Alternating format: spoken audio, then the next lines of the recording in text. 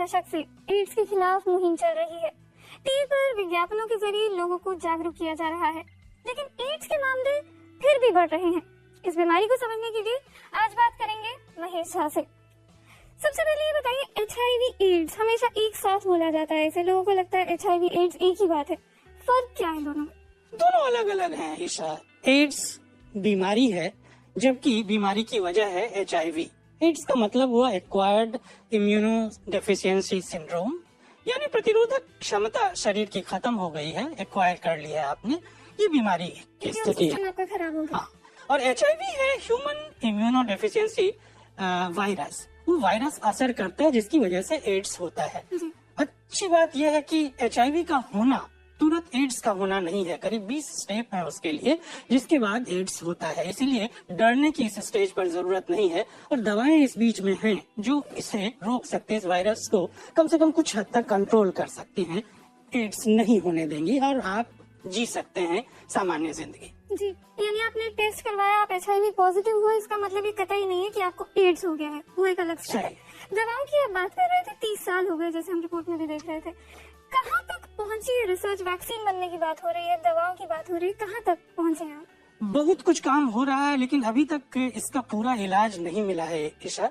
दरअसल अभी तक कोशिश ये की जा रही है कि इसे रोका जाए, सेफर सेक्स के माध्यम से, या सुइयों का इस्तेमाल अलग अलग लोगों पर न करके, या भारत में लें तो सैलून में ब्लीड का इस्तेमाल अलग अलग लोगों पर नहीं किया जा रहा है। इस तरह से इससे बचने की कोशिश की जा रही है, क्योंकि खून में ये संक्रमण लगता है। लेकिन दूसरी ओर दवाइयां भी बन रही हैं।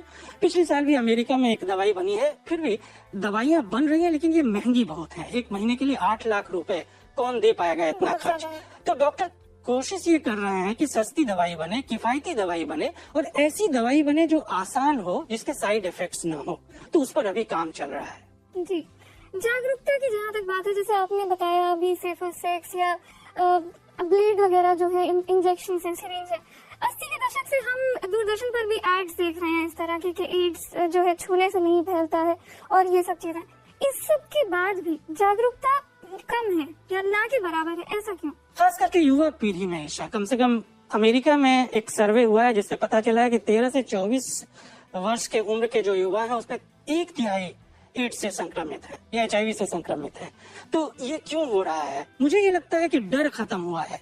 इस बीच उतनी चर्चा नहीं हो रही है, दवाएं बन नहीं रही हैं, इलाज हो रहा है, लोग उतने मर नहीं रहे हैं, तो डर खत्म हो गया है, जिसकी वजह से ये हो रहा है। जरूरत है कि जागरूकता और फैलाई जाए, इस पर चर्चा की जाए, और साथ ही युवाओं में ज्यादा ध्यान दिया जाए, युवाओं को बताने में। अमेरिका के सर्वे को देखें तो देख रहे हैं कि युवा लोग ध्यान नहीं देते हैं और टेस्ट भी नहीं कराते हैं।